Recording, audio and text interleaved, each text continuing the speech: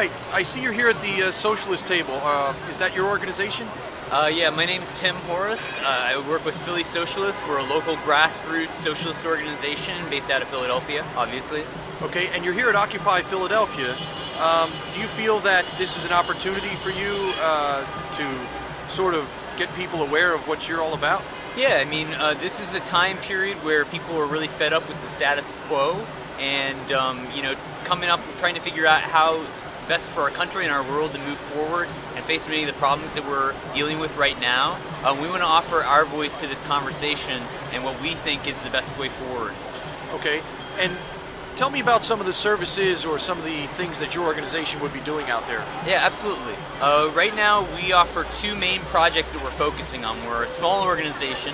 We offer free English classes to immigrants. This is a community that's facing a lot of repression from the government right now. I tell people that there are more deportations going on under Obama than even under Bush, and a lot of times that's kind of a surprising sort of statistic. Additionally, we offer Know Your Rights training. Even if people aren't citizens, you still have rights in this country, and people should be made aware of those.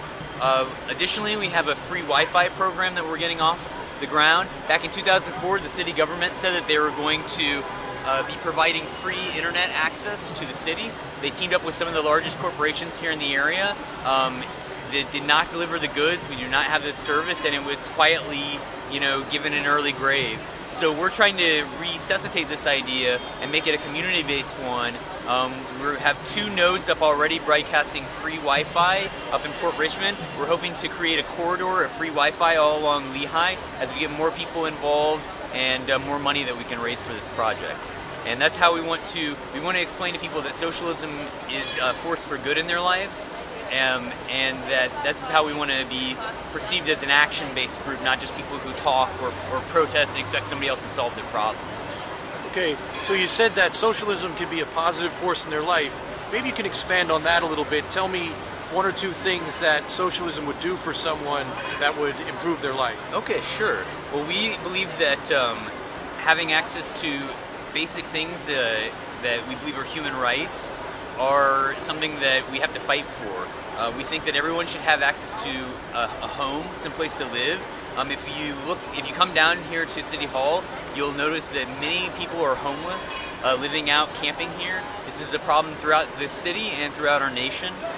We socialists believe that people should have access to homes, especially when there are so many abandoned properties in a city like Philadelphia or many other cities that could be renovated and created to be housing for people who don't otherwise have a home or can't afford it.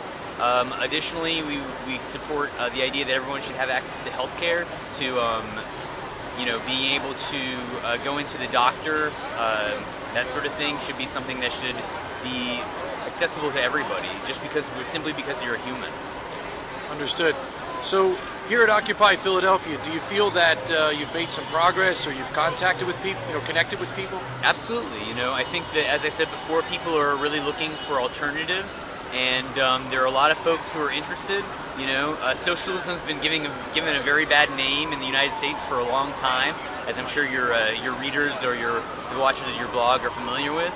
And so part of what we're trying to do is explain to people that, you know, in many places, in many countries, you know, socialism has been a force for good. You know, people think a lot of times of the Soviet Union. What they don't think of necessarily is Sweden or many of the other places where socialists have actually been creating societies that are even more just, or at least like more equitable than our society here in the United States. So is it fair to say that you'd like to see the United States move toward that type of government, say like they have in Sweden? I can't really comment on whether we should change the government to be more like Sweden. I think that we can start making, the United States is a unique country. It's one that we can't replicate necessarily everything from other countries here, but what we can certainly do is experiment with creating a more just system, a more democratic system of government that allows minority opinions to have a voice and a say and a seat at the table. And how that form happens, I think over time we're going to have to experiment with those forms. We're offering our voice.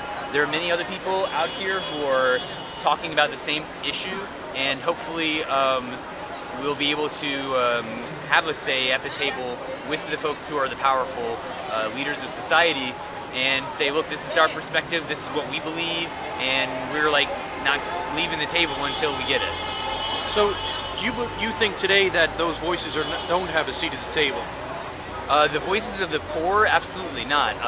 Whenever the financial crisis happened, the amount of money that was given to the banks almost on an overnight showed exactly who the government runs for and whose interests it serves. Whereas poor people have been fighting to try to get, health care and access to housing for many, many years, and still this has not been taken care of. So to me, that's evidence that the government works on the benefits of the powerful and not for the least powerful and the most powerless in our society. Okay, so if there's one thing that you could accomplish today, even if it's not possible like a magic wand, but something that you could accomplish today and say that, okay, it worked out good for me today, what would that be?